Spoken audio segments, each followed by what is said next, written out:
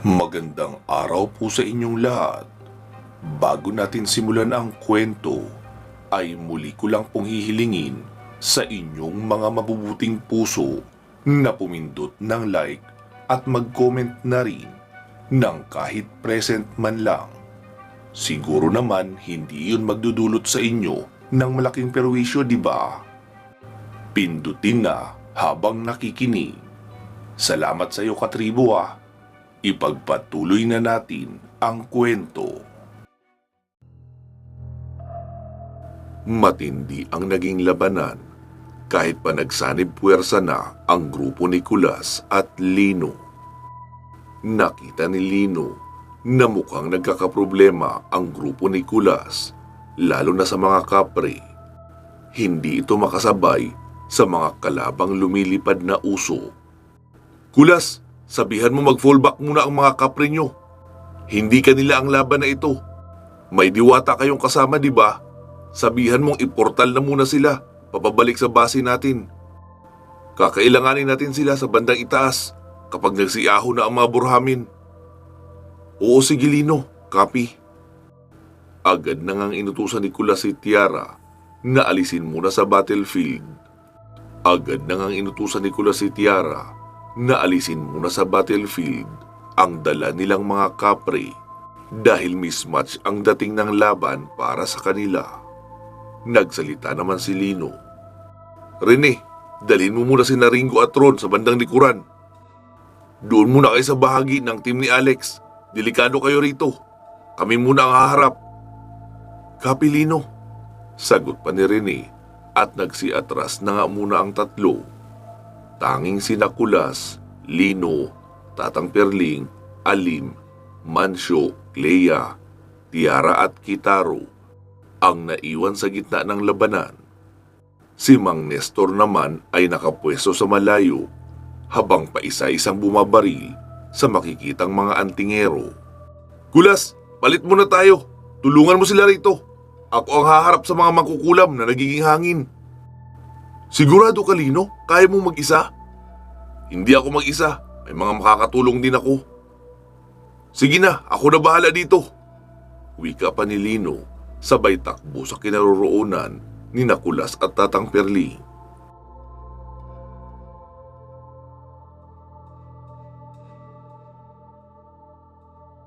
Nakaharap na si Lino sa mga mangkukulam na hindi nalalampas sa 20 ang bilang. Naglabas siya ng espadang kyanite at sinalubong ang maraming mga mangkukulam na nakangiti pa noong papasugod sa kanya. Unang bugso pa lang ay 3 agad ang naputulan ni Lino ng ulo. Ang totoo, pinipilit niyang mag-anyong usok ang lahat ng mga mangkukulam para magawa niya ang kanyang binabalak. Noong muling sumugod ang pagtaga si Lino, ay mabilis na nag-anyong usok lahat ng mga mangkukulam at paikot-ikot na ang mga iyon sa kanya. Lino, mahihirapan ka niyan! Wika pa ni Kulas Sakom. Huwag niyo akong alalahanin dito, Brad. Pagtuunan niyo ang laban niyo dyan at siguraduhin walang lubhang mapipinsala sa panig natin. Nagsimula nang bumangga kay Lino ang mga mangkukulam na nasa anyong uso. Tinamaan siya sa likod at tagiliran. Naiilagan niya naman ang mga nasa harapan. Kaso, para siyang tumataga sa hangin noong subukan niyang tagain iyon ng espadang kyanite. Natumba ng patihaya si Lino noong banggain siya ng 2 mangkukulam na nasa anyong usok sa kanyang magkabilang binti. Nakatihaya si Lino noong bumuong ipo-ipo sa itaas niya ang mga itim na uso at nakahanda ng dumaluhong sa kanya ng sabay-sabay. Napahinto si Kulas at Tatang Perling sa pag-aalala na baka mapuruhan si Lino. Noong dumaluhong na nga ang napakaraming itim na usok patungo kay Lino, ay agad niyang itinayo ang kanyang braso nang nakabuka ang palad. Bigla iyong nagliwanag dahil pinaganan niya ang kapangyarihan ng sinukuan. Tila vacuum iyon na hinigop ang itim na mga uso. Sinubukan pang umatras ng mga mangkukulam na nakaanyong uso, pero huli na ang lahat. Pasok na sila sa distansyang kailangan ng mutya ng sinukuan para makahigop ng kahit anong enerhiya. Maririnig pa ang sigawan ng mga babaeng makukulam hanggang sa tuluyan na nga silang mahigo. Matapos mawala ng lahat ng mga makukulam, ay nawala na rin ang liwanag sa kamay ni Lino at agad na siyang tumayo. "Bay Lino, ang bangis noon ha! Ngayon na ako noon nakakita!" Wika pa ni Kulas. Sumagot naman si Lino. "Sinukuan yun, Brad. Malakas talaga yun manghigop at parang palaging uhaw." Sagot pa ni Lino habang tumatakbo sa kinaroroonan nila Mancio at Alim. Iyon kasi ang nakikita ni Lino na medyo nahihirapan. Gawa ng parehong walang kapangyarihan sina Mancio at Alim. Tanging ang espada lang ni Mancio ang may espiritual na kapangyarihan na kayang pumatay ng kahit anong elemental, maging sa mga antingero na may mataas na antas ng kabal. Lumipas pa ang halos 1 oras. Naubos na nila Kulas ang mga kalabang antingero. Pagod na pagod ang lahat. Sina Alim, Kulas, Mancio at Tatang Perling ay napaupo sa lupa dahil sa pagod. "Minari, pakisundo ako rito." "Kulas, maiwan muna kayo sa level na ito. Kailangan ko lang bumalik sa base para makita ang mga susunod nating mga kalaban." Tumayo naman si Mancio sabay sabing, "Saglit nga, kanina pa ako naiihi eh." Nagsalita naman si Lino. "Ay, Brad, hindi ko pa yata nasasabi sa inyo. Halos lahat ng bahagi ng kabundukang ito ay may nakatanim na kamera. Hindi sa atin, kundi sa mga kalaban. Pinapanood nila ang nagaganap na laban habang may salo-salo silang ginagawa sa itaas. Tayo ang entertainment nila habang kumakain." "Ha? Walang hiya, Bay Lino. Kanina pa ako jumijingle sa kung saan-saan. Baka naman pagkatapos nito, may iskandal na akong lumabas." Sumabat naman si Alim. "Tumahimik ka nga dyan, Bay Mancio. Anong feeling mo dyan sa kargada mo? Gahita sa laki para gawan pa ng iskandal?" "Bakit? Kung ang toothbrush nga nakaliit-liit, ginagawa ng patalastas. Baka itong sa akin, isama nila sa patalastas para mapanghinaan ako ng loob na lumaban." Napangiti naman ang lahat sa pinagsasabi ni Mancio bago ito lumayo at naghanap ng malaking puno na mapaglalabasan ng tubig ng katawan para masigurong walang CCTV na nakatutok sa kanyang property. Ilang saglit pa ay lumitaw na si Minari. "Lino, tara na." Lumapit naman si Lino at agad na siyang hinawakan ni Minari sa balikat. Dinala na siya sa base camp. Pagkarating ni Lino sa base camp, ay naabutan niyang naroon sa harapan ng monitor sina Micaela, Venus at Kim. Si Kim ay may hawak na tasang may kape. "Oh, Kim, ayos ka na?" "Oo, Lino. Grabe ang kapangyarihan niyo sa panggagamot. Hindi lang nagamot ang sugat ko, naibalik pa lahat ng lakas ko na nagamit. Good as new na uli ako. Parang kagigising ko lang mula sa mahabang pahinga." "So, pwede ka na lumaban uli?" "Abay, oo naman, Lino. Hindi ako papayag na ibangko mo ako dito. Laban ang pinunta ko rito, hindi ang umupo sa harapan ng monitor." Di sige. Micaela, Venus, Kim at Benny, recon mission uli kayo. Sa Section B, Level 3 ang drop-off nyo. Ipapaalam ko na rin sa inyo, may mata sila sa lahat ng kanto ng bundok. Marami silang kamera na nakatanim, kaya alam nila na naroon kayo. Ang kailangan nyo lang alamin ay kung ano-ano ang makakalaban roon para makapagpadala tayo ng tamang puwersang ipantatapat. "Copy, Lino." Sagot pa ni Benny. "Minari, pakilapag sila sa Section B, Level 3. "Sige, Lino." Sagot pa ni Minari at pinaghawak-hawak na ng kamay ang apat. Saka humawak si Minari sa balikat ni Benny at Kim. Ilang saglit pa ay nagsalita na sa com si Lino. "Benny, do you copy? Nasa location na kayo?" "Copy, Lino. Section B, Level 3. Mapuno ang lugar na ito. Dikit-dikit ang mga punong malalaki. Mahamog at mukhang mahirap itong tagusan ng liwanag ng araw. Ano pang nakikita nyo dyan? Bahay, kuta o mga barikada, meron ba?" Negative, Lino, negative. Anong meron dyan na out of ordinary? Nagpalingalinga si Benny hanggang sa may makita silang tatlong lalaki na magkakahiwalay na nakatayo. In a minute, Lino, kailangan na namin itong i-confirm. May tatlong taong biglang lumitaw out of nowhere eh. Copy, Benny. Bigyan mo ako ng feedback ASAP kapag sigurado ka na. Benny, tao ba ang tatlong yan? Wika pa ni Kim. Mukhang tao naman. Hindi, Benny. Parang kakaiba ang presensya nila. Nakakakilabot. Kinikilabutan ako. Hinugot ni Micaela ang kanyang night vision scope. What? Totoo ba ito nakikita ko? Ha? Bakit, Micaela? Tignan niyo ang scope. Agad din nagsibunot ng kanya-kanyang scope ang tatlo. Saan galing ang mga iyan? Anong lahi yan? Bakit parang nakasuot ng damit na panghapon? Parang kimono? Sumagot naman si Venus. Naalala ko na, ganyan ang suot ng mga samurai. Nakasombrero pa sila ng salakot at may katana sa kanilang likuran. Saglit lang. Wika pa ni Benny at may ginawang adjustment sa kanyang scope. Oo, tama kayo. Hindi sila pangkaraniwan dahil mukhang hindi rin sila totoong tao. Naglalabas sila ng itim na usok sa kanilang katawan.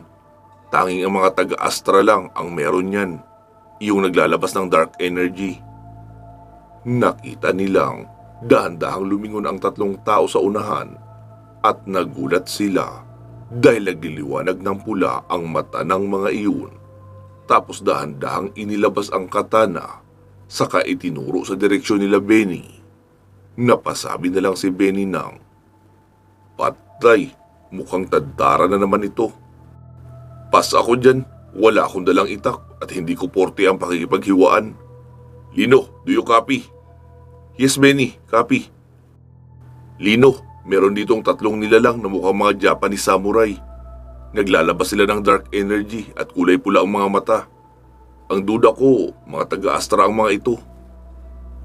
Benny, sa tingin mo kayang i-handle yan ng tatlo? Uy, sumagot kayo!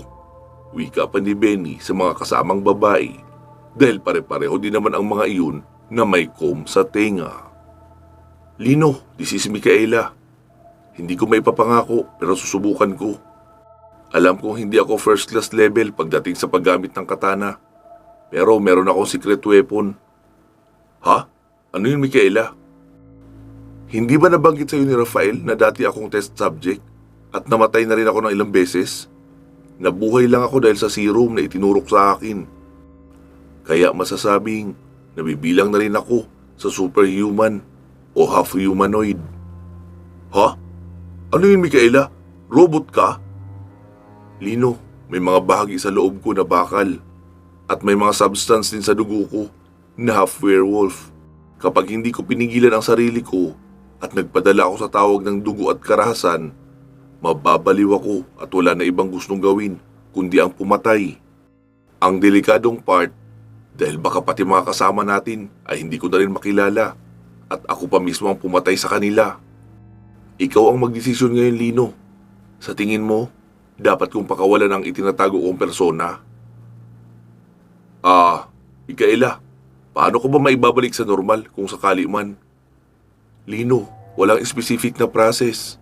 Pero kadalasan, kapag may attachment ako sa isang tao at manumbalik sa akin ang alaala ko bilang tao, doon lang ako magigising at babalik sa dati. Nako, mukhang kritikal na problema yan Sagot pa ni Lino. Nagsalita naman si Benny. Ay, guys, baka pwedeng less talking, more decision making. Papalapit na sila Huminga ng malalim si Lino bago nagsalita. Sige, Micaela, subukan mo munang lumaban ng mano-mano at normal mong kakayahan. Pero kung sa tingin mo ay tagilid na talaga, pwede mong ilabas ang ikalawa mong persona. Basta ito ang tatandaan mo. Kapag napatay mo na ang kaharap mo dyan, magtuloy ka sa level 4. Lipulin mo na lahat ng kaya mong lipulin doon.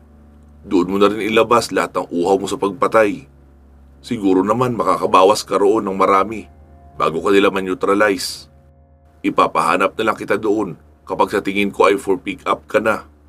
Ako na ang bahala sa paghahanap ng paraan kung paano kayo babalik sa dati.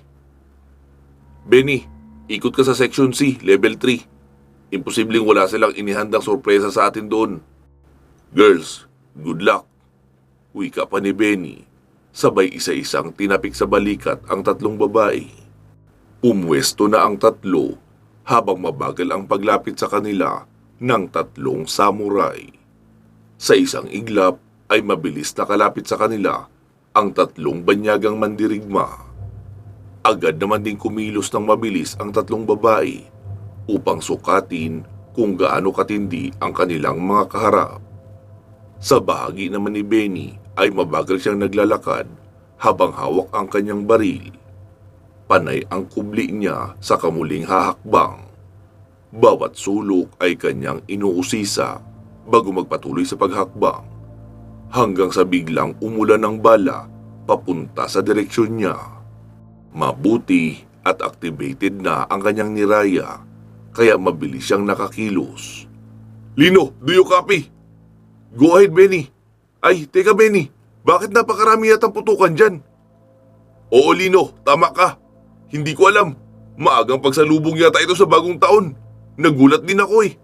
Kanina pa ako naglalakad-lakad dito. Wala naman ako nakikitang kahit isang kalaban. Tapos sa isang iglap, ay napakarami ng putok papunta sa akin. Benny, mga gaano karami ang kalaban dyan? Baka halos kasing rami Lino nang nasa level 1 section A at mukhang mga aswang din kasi nanggagaling sa itaas ng puno ang ibang mga bumabaril. Copy that, Benny. Rebel team, Alex, do you copy? Yes Lino, go ahead. Alex, proceed kayo sa section C, level 2. Marami doon ang madibaril. Copy Lino. Sagot pa ni Alex at agad nang umalis ang buong grupo nito upang magtungo sa kinaroroonan ni Benny. Habang naglalakad sila, ay may nakasalubong silang 10 halimaw na nagliliwanag ang mga mata. May mukha at sungay ang mga ito ng sakalabaw. Meron ding 10 nakahawig ng kapre pero mas maitim. Lino, this is Alex. Pin down kami sa section D. May mukhang kapre dito at mga halimaw na mukha ring mga kalabaw. Ha? Agta at Minator mula sa Astra? Bulalas pa ni Lino. Hindi ko alam Lino. Wala kaming time para magtanong ng address nila. Ang bibilis sumampas ng malalaking kahoy. Matatangkad din sila. Siguro 12 feet ang tangkad at malalaki ang katawan. Alex, umatras muna kayo at humanap ng masikip na bahagi para hindi nila kayo maipit. Magpapadala ako ng backup para dyan. Kulas, proceed kayo sa section D, level 3. May mga malalaking nilalang doon. Dalhin mo ang mga kapreng kasama mo. Copy that, Lino. Wika pa ni Kulas at agad nang naglakad papaakyat ang kanyang grupo. Marine Corps, Richard, do you copy? Copy Lino, bakit? Status nyo dyan? Ayos na kami Sir Lino. Nakapagpahinga, nakapag-reload ng mga bala at nakakain na rin. Ready for battle na kami uli. Sige Marine Corps, proceed to level 3, section C. Stealth mode kayo. Dumaan kayo sa mababang bahagi ng section D bago umikot papuntang section C. May mga kakaibang nilalang sa section D na malabong tabla ng bala. Kaya do not engage kayo sa kanila. Pilitin yung hindi sila makaengkwentro. Wawalisin lang nila kayo gamit ang malalaking sanga ng kahoy. Copy that Sir Lino. Over and out. Pagkarating nila Kulas sa section D, ay agad nakipagbanatan sa malalaking nilalang ang mga kapre. Si Kulas naman ay gumamit ng gintong latigo na bigay sa kanya ni Inang Kalikasan bilang kanyang espesyal na sandata. Tinutulungan niya ang mga kasamang kapre na pamilya ni Hodor.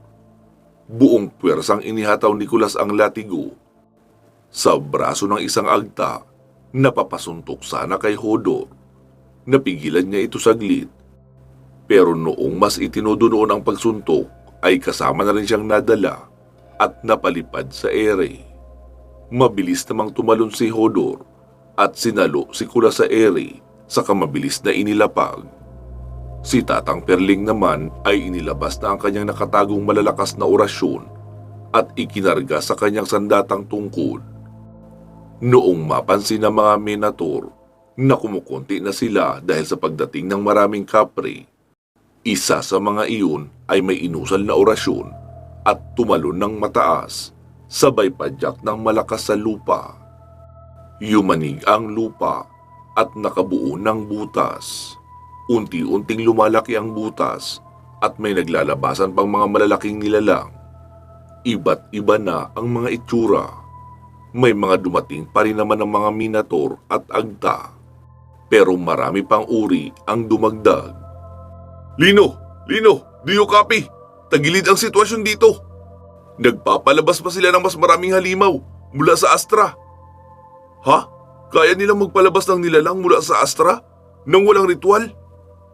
Hindi ko alam, Lino. Basta pumadyak lang ng malakas ang isa at nakabuo ng butas. Saka na may naglalabasan. Sige, Kulas, huwag kang mag-alala. May inihanda ako para dyan. Team ni Falem, Jorem, do you copy? Oo, Lino. Dumating na ba ang hukbo nyo? Iyong sinundo ng iyong ama? Oo, Lino, nakahanda na kami. Pero narito pa kami sa base nyo, sa lumang gusali. Okay, Jorem, magpunta na kayo sa level 3, section D ng bundok. May malalaking nilalang na mula sa Astra ang naroon. Kayo ang makakatapat doon. Sige, Lino. Mabilis gumawa ng portal si Jorem para sa kanilang hukbo. At pagkatagos ay naroon na sila sa section D. Mabangis na agad ang labanan. Hukbo ng Nephalem ang dumating. Kaya lahat iyon ay nakabaluti ng pandigma na kulay ginto. Kulas, this is Lino. Fallback muna kayo kaunti. Hayaan niyo munang humataw ang mga Nephalem. Sumagot naman si Kulas. Teka, Lino, saan mo nakuha ang mga nilalang na ito? Galing rin naman kaming tumulong sa digmaan ng kabilang mundo. Bakit hindi ako nakakita ng ganito kaastig na hukbo? Maliban sa tangkad nila at laki ng katawan, organisado sila kung lumaban. Malayo sa estilo ng mga engkantong taga-Zapiro. Anong engkanto sila, Lino? Sumagot naman si Lino. Hindi sila purong engkanto, Kulas. Kaya ganyan sila kagwapo at kakikisig. Kalahating anghel sila at kalahating diwata. Kaya ganyan ang kanilang itsura. Copy, Lino. Suminya si Kulas sa mga kasama niya na umatras na muna kaunti para hindi malito ang mga Nephalem kung sino ang mga kapreng kalaban at kakampi. Nakasunod pa rin naman ang grupo ni Kulas pero naging tagatapos na lang sila ng mga malalaking nilalang na hindi pa binabawian ng buhay bago iwan ng mga Nephalem. Si Tatang Perling naman patuloy sa paghampas ng tigalpo sa mga kalaban. Kaya malaki rin ang naitutulong niya sa mga lumalaban ng mga Nephalem. Si Tiara ay lumipad at nagsasaboy ng kakaibang alikabok para humina ang paningin ng mga nilalang na taga-Astra. Lino! Lino! Si Katemyong ito! Kailangan namin ng backup dito sa Section C! Hindi pangkaraniwang rebelde ang narito na bumabaril! Sila ang orihinal na grupo ni Kanatoy! Nakaharap mo na sila dati noong magpunta ka sa amin, pero ibang-iba sila ngayon. Lahat sila ay mga mandaragit na aswang. Rebelding aswang kung tawagin. May ilan sa kanila ang mataas ang antas. Hindi makatagos ang bala namin kahit pa may kargang orasyon. Sige ka, Temyong, magpapadala ako. Bago pa makapag-isip si Lino kung sino ang ipapadala niya sa Section C, ay biglang nag-ring ang kanyang cellphone. Ang known number ang nakalagay. Dahan-dahan siyang naglakad patungo sa may bintana bago iyon sinagot. Hello, sino to? Lino, ako ito, si Roulette. Ha? Sinong Roulette? Yung babaeng naka-headset kanina sa likuran ni Mayor Cerex noong magkausap kayo. So, kalaban ka? Lino, makinig ka. Wala na akong oras para magpaliwanag. Oo, nasa panig ako ng kalaban, pero hindi mo ako kalaban. At malamang, nakalimutan mo na rin ang una nating pagkikita. Ako yung babaeng binaril ng isang Marine Corps agent mula sa rooftop at sinalo mo ang bala para iligtas ako. Oh, bakit ka tumawag? Para ba sabihing hindi kami mananalo sa labanang ito? Hindi, Lino, kabaliktaran. Tutulungan ko kayo dito sa side ko, pero may hihingiin akong kapalit. Ano naman yun? Kapag nanalo kayo sa labanang ito, tutulungan mo akong patayin si Boris. Ha? Sino naman yun? Maaaring hindi mo siya kilala, pero isa siya sa mataas na opisyal ng organisasyong ito. Malaki ang pagkakautang niya sa akin. Nasira ang buhay ko nang dahil sa kanya. Ano? Do we have a deal? Paano ko masisigurong hindi ito patibong o kinukuha mo lang ang loob ko para maka-infiltrate kayo sa amin? Wala akong iuutos sa iyo na kahit ano, Lino, kaya hindi kayo mapapasok sa patibong. Bibigyan pa kita ng online access para masilip mo rin lahat ng nakikita ng kamera namin. Sa ganoong paraan ay walang magiging sorpresang kalaban para sa inyo. Ay, pero meron pa rin pala. May mga taga-Astra na biglang darating. Hindi na namin alam yun kung kailan sila lilitaw at kung saan. Kaya iyon lang ang magiging sorpresa para sa inyo.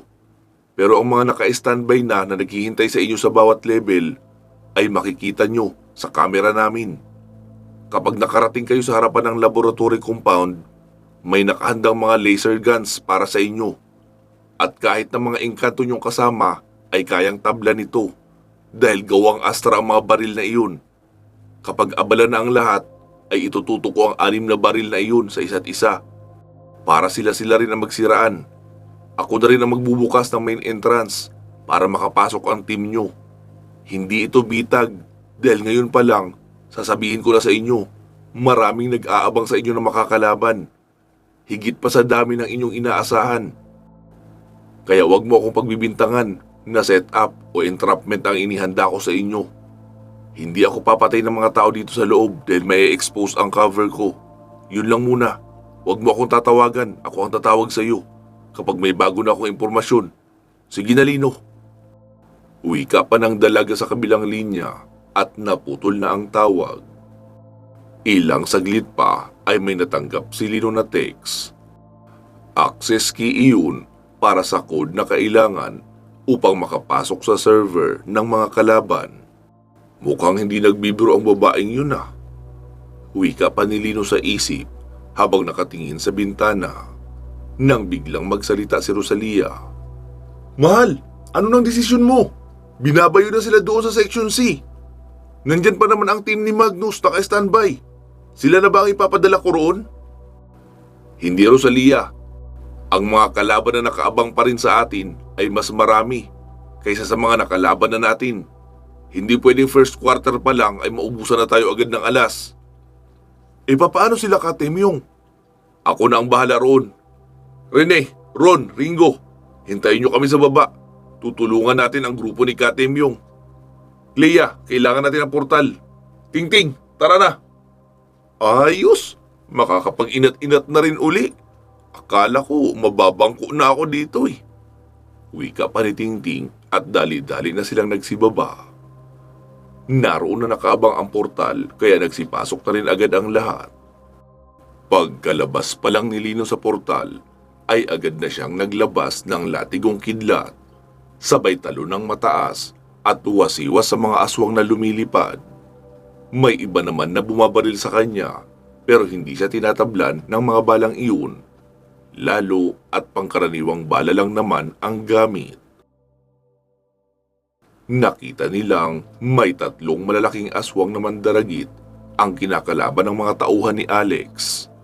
Masyado iyong malalakas at nagagawang maitapo ng sabay-sabay ang 3 hanggang 4 na kalalakihan. Gitaro! Advance tayo! 12 o'clock! Masyadong malalakas ang 3 yun!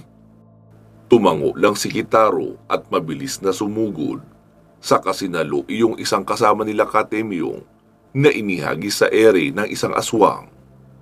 Ang 3 malalaking mandaragit na iyon ay sina Duque, Raul at Amparo.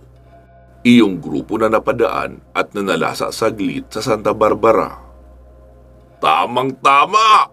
Mukhang ikaw nga ang kailangan kong unahin. Ikaw si Lino, di ba? Ang namumuno sa kampo ng mga kalaban namin? Oo, tama kayo. Ako nga yun. Wika pa ni Lino, sabay salag sa paghampas ng pakpak noong aswang na si Duque.